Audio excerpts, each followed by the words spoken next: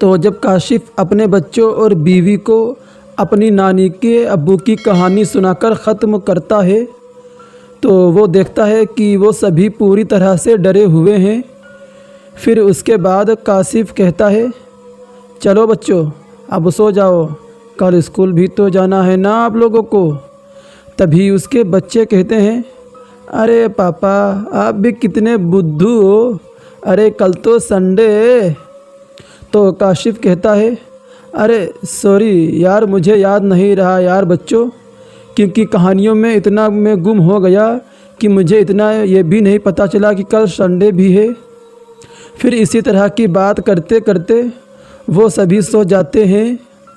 काशिफ़ भी बहुत ज़्यादा थक चुका था, क्योंकि दिन भर ऑफिस का काम करके उसका पूरा बदन टूट चुका था और संडे को उसकी छुट्टी भी थी, तो आराम से चैन की नींद सो गया। दरअसल काशिफ़ सिर्फ सेलमैन का जॉब ही करता था और वो बहुत ही नेक इंसान भी था। इस जॉब में उसको जगह जगह घूमकर प्रोडक्ट्स बेचने होते थे और कभी कभी तो ऐसा भी हो जाता कि पूरा पूरा दिन वो कोई भी प्रोडक्ट्स बेच नहीं पाता। उसकी तनख्वाह मात्र 10,000 ही थी। एक तरीके से उसका गुजारा किस तरह चल रहा था वो केवल वही ही जान सकता था, क्योंकि आज के ज़माने में 10,000 रुपये कुछ भी नहीं होता है, ख़ासकर जब बच्चों को प्राइवेट स्कूल में पढ़ाना और घर का खर्चा चलाना हो। इसी तरह जब काशिफ़ सो रहा था तो उसे एक सपना आया। उसने सपने में देखा कि उसकी नानी के अब्बू जान जब चिल्ला कशी कर चुके थे तो वो बहुत सारी रूहानी अमल के बारे में किताबों में लिखते थे। जब वो बूढ़े हो गए तो उन्होंने अपनी सारी किताबें एक बक्से में रख दिया था, लेकिन उनके मरने के बाद उनके लड़के ने वो सारी किताबें जला दी थी। लेकिन काशिफ़ ने अपने सपने में ये भी देखा कि उन्हीं किताबों में से एक किताब उसकी नानी ने उठा लिया था और वो उस किताब को पढ़ती रहीं। लेकिन जब नानी भी बूढ़ी हो गई तो उन्होंने नीचे वाले स्टोर रूम के एक अलमारी में वो किताब छुपाकर रख दी थी। काशिफ़ ने जो भी सपना देखा था वो अचानक उसकी नींद खुल गई, क्योंकि वो वही स्टोर रूम था जो कि काशिफ़ के घर में था। जब काशिफ़ ने घड़ी में समय देखा तो उसे समय रात के 3 बज रहे थे।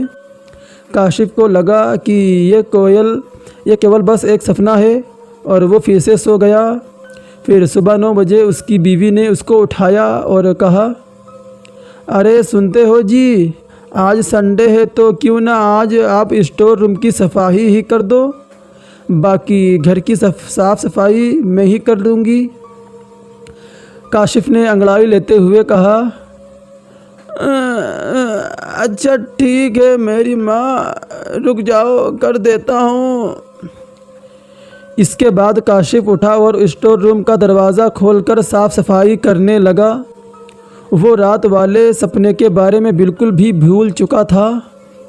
साफ़ सफाई करते करते काशिफ़ को वही अलमारी दिखी जो उसे सपने में दिखाई दी थी, लेकिन उस अलमारी में ताला लगा हुआ था।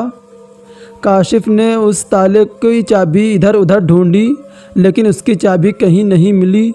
फिर बाहर से वो एक ईंट लेकर आया और उस पर वार करने लगा। करीब 15-20 मिनट के बाद वो ताला टूट गया। काशिफ़ अंदर से बहुत ही ज़्यादा एक्साइटेड था कि क्या पता वो सपना शायद सच हो जाए। और जब उसने अलमारी खोला तो देखा कि सचमुच एक मोटी सी किताब रखी हुई थी जो उसे सपने में दिखाई दी थी। जब उसने किताब उठाकर देखा तो सामने लिखा था, हमजाद का चिल्ला। पहले तो उसे यकीन ही नहीं हुआ, क्योंकि उसने जो सपने में देखा था वो अब हकीकत में हो रहा था। अब काशिफ़ साफ सफाई छोड़कर स्टोर रूम में बैठकर वो किताब पढ़ने लगा। और जैसे ही वो किताब खोलकर बैठा ही था कि तभी उसकी बीवी आ गई और बोली, अरे क्या करने लगे आप? हो गई साफ़ सफाई स्टोर रूम की? हाँ। तभी काशिफ ने किताब को छुपाते हुए कहा, अरे हाँ हाँ हाँ, बस थोड़ा ही बचा है, बस मैं आ रहा हूँ अभी। इसके बाद काशिफ ने वो किताब उसी अलमारी में फिर से छुपा दिया और साफ़ सफाई करके बाहर आ गया। उसने सोचा, जब मैं अकेला रहूँगा तब इस किताब को चुपके से पढ़ूँगा। थोड़ी देर के बाद सभी ने नाश्ता किया और उसके बाद काशिफ की बीवी ने कहा, अजी सुनते हो, मैं सोच रही थी कि आज मैं अपने मैके ही चली जाऊं। फिर यह सुनकर काशिफ अंदर ही अंदर बहुत खुश हुआ। उसने कहा, अरे हाँ हाँ ज़रूर, तुम बच्चों को भी साथ लेकर जाओ, लेकिन यार मेरी तबीयत कुछ ठीक नहीं है तो मैं घर पर ही रहकर आराम करूँगा। फिर करीब आधा घंटे के बाद सभी लोग जा चुके थे सिवाय काशिफ के। अब पूरे घर में किसी का खौफ नहीं था, काशिफ अकेला था। सभी के जाने के बाद काशिफ जल्दी से स्टोर रूम में गया और उस किताब को लाकर अपने कमरे में बैठकर पढ़ने लगा। जब उसने उस किताब का पहला पन्ना खोला तो उसमें लिखा था, ये एक रूहानी अमल है और इस अमल को करने के बाद इंसान अपनी सारी इच्छाएं पूरी कर सकता है। अगर आप दिल के साफ़ और दिल के मजबूत हैं तो ही इस अमल को करें। फिर काशिफ ने अगला पन्ना पलटा तो उसमें लिखा था, हमजाद एक रूह या आत्मा की तरह होता है जो हमारा ही अक्स होता है, जिससे आप बात भी कर सकते हैं। लेकिन अक्सर लोगों को यकीन नहीं होता कि हमजाद जैसी भी कोई चीज़ होती है। वहीं कुछ लोग जिनको भी हमजाद समझ लेते हैं, लेकिन आपको बता दें कि हमजाद जिन से बिल्कुल अलग होता है। आपको जब भी कोई समस्या या परेशानी हो, वो हमजाद खुद आपको उससे बाहर आने का उपाय बताएगा। और हमजाद आपके ग़ुलाम की तरह होता है, वो आपकी सारी बातें मानेगा, लेकिन फिर भी हमेशा जायज़ और अच्छे कामों के लिए ही हमजाद को काबू करने का ये अमल करें। हमजाद का अमल केवल नेक काम के लिए किया जाना चाहिए। ये अमल केवल वही लोग कर सकते हैं जिनकी नीयत बिल्कुल पाक होती है। आपको इस अमल के लिए आपको एक कठोर साधना करनी होगी, जिसे पूर्ण होने से 4 महीने या फिर 6 महीने तक का वक्त लग सकता है। ये आप पर निर्भर करता है कि आप इस अमल को लेकर कितने सच्चे और पाक रहते हैं। हमजाद का अमल इस्तेमाल करने के दौरान आपको इन दिनों कोई भी गलत काम नहीं करना है। इस दौरान आपको किसी प्रकार के नशीले पदार्थ का सेवन नहीं करना है और रात को सोते समय भी आपको बिस्तर के बजाय फर्श पर ही सोना है। और 4 महीना तक हर रोज़ हमजाद का अमल पढ़ने से आप हमजाद को अपने वश में कर लेंगे। अब आगे लिखा था, हमजाद को काबू करने का तरीका। हमजाद को काबू करने का 2 तरीका होता है। पहला, मोमबत्ती या दिया लेकर खाली कमरे में बैठ जाएं और उस दिया को अपने पीठ पीछे जलाकर सामने दीवार पर अपनी परछाई को बिना आँखों झटकाए देखते रहें। और दूसरे तरीके में आपको एक आईने की ज़रूरत पड़ेगी और वो आईना इतना बड़ा होना चाहिए कि उसमें आपकी पूरी छवि नज़र आ सके। और आईने को किसी खाली कमरे में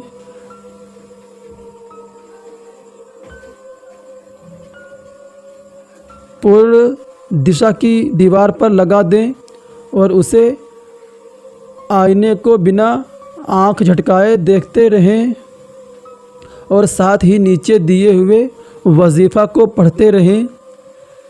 कमरे की दीवार का रंग हल्का नीला या हरे रंग का होना चाहिए। साथ ही वो कमरा बिल्कुल पाक साफ़ होना भी चाहिए और कमरे के चारों तरफ इत्र का छिड़काव करें। ये अमल केवल पाक लिबास में ही करना है। साथ ही अमल करने से पहले एक बार हिसार बनाकर अमल करने से पहले और अमल करने के बाद दुरूद इब्राहीम ज़रूर पढ़ें। और सबसे ज़रूरी बात यह है कि आपको हमज़ाद और अल्लाह के ऊपर विश्वास होना चाहिए। और आप जब तक हमज़ाद का अमल करेंगे तब तक आपको इसके बारे में किसी को भी नहीं बताना है। और ये अमल केवल तन्हा रहकर ही करें और हो सके तो भीड़ भाड़ से दूर रहें और किसी सुनसान मकान में रहें जहां आपको परेशान करने वाला कोई भी ना हो। और आप जब तक हमज़ाद का अमल करेंगे तब तक आपको उस कमरे से बाहर ही नहीं निकलना है, यानी कि आपको 4 महीने तक उसी मकान में ही रहना है। अपने खाने पीने का इंतज़ाम आपको पहले ही से ही करना है, रखना है, क्योंकि अगर आपने एक बार अमल शुरू कर दिया तो आप उस मकान से बाहर नहीं निकल सकते हैं और आपको हमेशा पाक साफ़ रहना होगा। अमल करने का समय रात 12 बजे से लेकर 3 बजे तक करना है। ये अमल आपको ज़ोर ज़ोर से बोलकर पढ़ना है। 1300 बार अमल पढ़ने के बाद आपको हमज़ाद को 11 बार आवाज़ लगानी भी है। ये आवाज़ आपके शरीर के अंदर से ही आनी चाहिए। जब आप अमल करेंगे तो शुरू में आपको कुछ भी ऐसा महसूस नहीं होगा कि जिससे आपको डर लगे, लेकिन जैसे जैसे दिन गुज़रते जाएंगे तो आपके हिसार के बाहर हमज़ाद शक्ल बदलकर आपको डराने की कोशिश भी करेगा, या फिर वो कुछ ऐसा करेगा जिससे आप अपने हिसार से बाहर आ जाएं। लेकिन याद रखें कि आपको अपने हिसार से बाहर नहीं आना है, क्योंकि जब तक आप हिसार के अंदर रहेंगे तो हमज़ाद आपका कुछ भी नहीं बिगाड़ पाएगा। लेकिन अगर आप गलती से भी बाहर हिसाब के आ गए तो फिर हमज़ाद आपका क्या हासिल करेगा वो आपकी भी नहीं पता। इसलिए हमज़ाद का अमल करने के लिए आपके मन में धैर्य और हिम्मत होना बहुत ज़रूरी है। जैसे जैसे आप अमल ख़त्म करने की नज़दीक पहुँचेंगे वैसे वैसे आपको ये लगेगा कि आईने से कुछ निकलकर बाहर आ रहा है। आपको आईने में ही ऐसा लगेगा जैसे कुछ धुएं की तरह उसमें से निकल रहा है। जब आपका चिल्ला पूरा हो जाएगा तो हमज़ाद हूबहू आपकी शक्ल में आपके सामने आएगा और आपके साथ रहने से पहले वो कुछ शर्त रखेगा। लेकिन याद रहे आपको उसकी शर्त का जवाब बहुत सोच समझकर ही देना है, क्योंकि हमज़ाद बहुत ही ज़्यादा चालाक होता है। जब काशिफ़ ने ये सारी चीज़ें पढ़ी तो उसके दिल में हमज़ाद का अमल करने का विचार आया, क्योंकि वो अपने इस नौकरी से बहुत परेशान हो चुका था और वो ये चाहता था कि वो भी अपने जीवन में कामयाब इंसान बने। फिर उसने अगला पलटा तो उसमें लिखा था हमज़ाद से कैसे छुटकारा पाएँ। तो काशिफ़ ने सोचा यार ये क्यों लिखा है, फिर भी चलो एक बार पढ़कर देखते हैं। कई बार ऐसा भी हो सकता है कि हमज़ाद को काबू करने के बाद आपको लगे कि आपने कुछ गलत किया है। उदाहरण के लिए अगर आपको लगता है कि आपका हमज़ाद आपकी मदद करने के बजाय आपको परेशान कर रहा है, तो ऐसे में आप हमज़ाद को अपनी ज़िंदगी से हटाना चाहेंगे। लेकिन हमज़ाद से कैसे छुटकारा पाया जाए, उसकी प्रक्रिया क्या है? तो केवल एक ही व्यक्ति है जो हमज़ाद से छुटकारा पाने में आपके प्रश्न का उत्तर दे सकता है। वो व्यक्ति एक पहुंचा हुआ मौलवी है जो हमज़ाद को आपके जीवन से हटाने की पूरी प्रक्रिया जानता है। मौलवी सबसे पहले ये जांच करेगा कि हमज़ाद आपके साथ क्या कर रहा है। इसके बाद वो जांच करेगा कि किस प्रकार का हमज़ाद आपको परेशान कर रहा है। अंत में आपको बताएगा कि इस हमज़ाद को अपने जीवन से कैसे हटाया जाए। अब यहाँ आपके सवाल का जवाब है कि हमज़ाद से कैसे छुटकारा पाया जाए, तो सबसे पहले ये समझें कि आप इसे अपने दम पर कभी नहीं कर सकते। मौलवी आपको दो तरीक़ों से हमज़ाद से छुटकारा दिलवा सकता है। पहला तो ये है कि वो हमज़ाद से पूछेगा कि उसकी मनपसंद चीज़ क्या है। फिर इसके बाद वो हमज़ाद के लिए एक शानदार दावत कराएगा जिससे खुश होकर हमज़ाद आपको छोड़ कर देगा। लेकिन अगर ये तरीका भी काम नहीं आता है तो दूसरा तरीका ये है कि मौलवी आपको एक पाक साफ़ ज़मीन पर लेटने के लिए कहेगा। इसके बाद मौलवी सफ़ेद दस्ताने पहने। इसके बाद मौलवी अपना हाथ आपके सर पर रखेगा और अंत में वो पवित्र कुरान की कुछ आयत बोलना शुरू करेंगे। हमज़ाद फिर आपको हमेशा के लिए छोड़ देगा। फिर आखिरी पन्ने में लिखा था, ये अमल कभी भी मनोरंजन के लिए ना करें। अगर आप सचमुच ये अमल करना चाहते हैं तो पहले अच्छे से सोच विचार कर लें, क्योंकि हमज़ाद को हासिल करना तो आसान है लेकिन फिर उसको काबू करना आपके लिए बहुत ही ज़्यादा मुश्किल हो जाता है। काशिफ़ को पता ही नहीं चला कि किताब पढ़ते पढ़ते कब शाम हो गई। उसका ध्यान तब टूटा जब घर की डोर बेल बजी। काशिफ़ समझ चुका था कि उसकी बीवी बच्चे आ चुके हैं, तो तुरंत ही उसने वो किताब उसी अलमारी में जाकर रख दिया।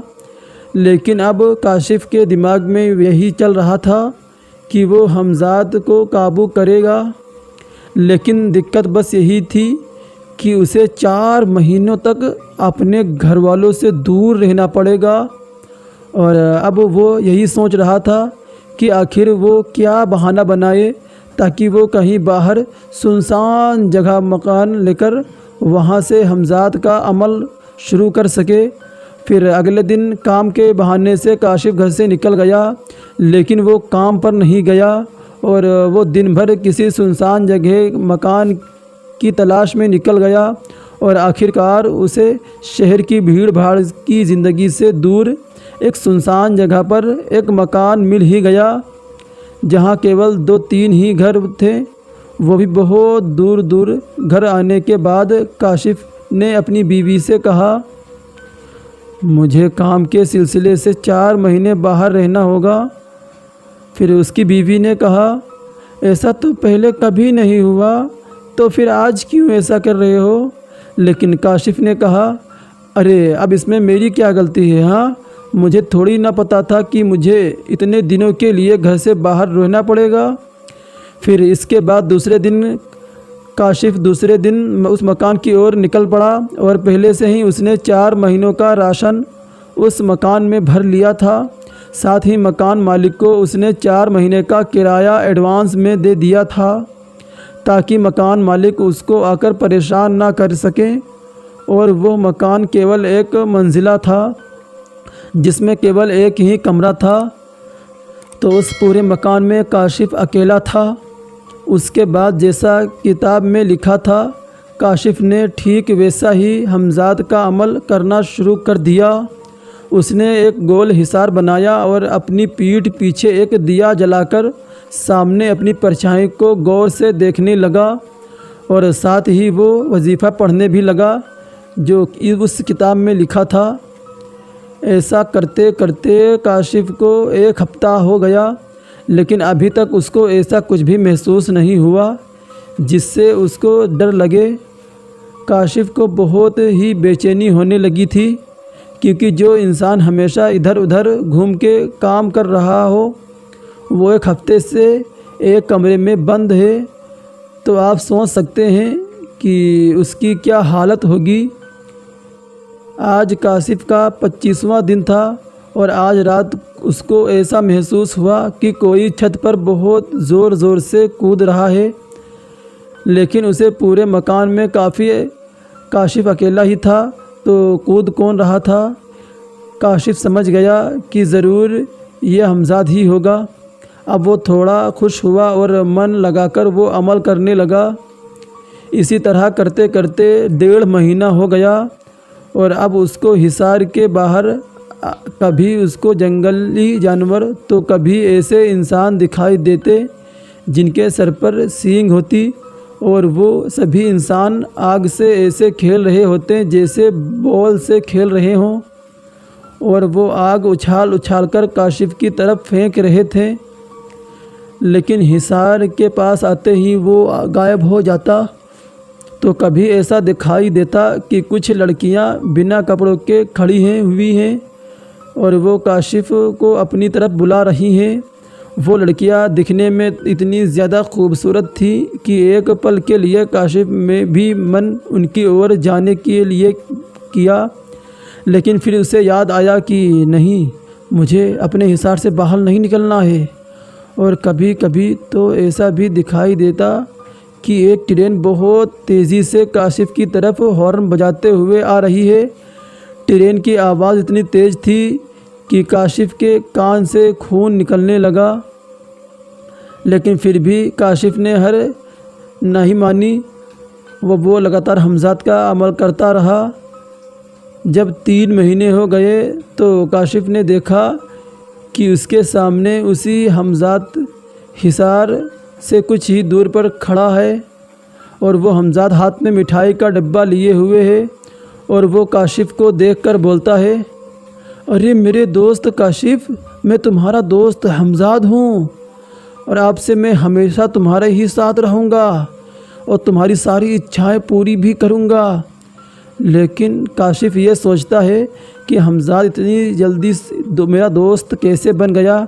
काशिफ को पता था कि अभी ये अमल ना होने में 1 महीना बाकी है। तभी हमजाद ने कहा, अरे मेरे दोस्त काशिफ, क्या सोच रहे हो?